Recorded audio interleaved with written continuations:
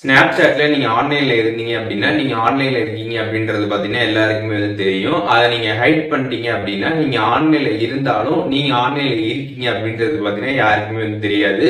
அத எப்படி ஹைட் பண்றது அப்படிங்கிறத தான் டீட்டெயில்டா அந்த வீடியோல பார்க்க போறோம். பார்க்கறதுக்கு முன்பாக சேனல சப்ஸ்கிரைப் பண்ணிடுங்க. பெல் ஐகான கிளிக் பண்ணி ஆல் அப்படின்றத செட் பண்ணிடுங்க. வீடியோக்குள்ள போலாம். ஸ்னாப்சாட் ஆப் வந்து ஓப்பன் பண்ணிடுங்க. ஓப்பன் பண்ணிட்டு அங்கே சைடில் வந்து உங்களோட ப்ரொஃபைல் வந்து கொடுத்துருப்பாங்க. அதை கிளிக் பண்ணுங்கள். கிளிக் பண்ணதுமே ப்ரொஃபைல் பேஜ் வந்து ஓப்பன் ஆகிடும்.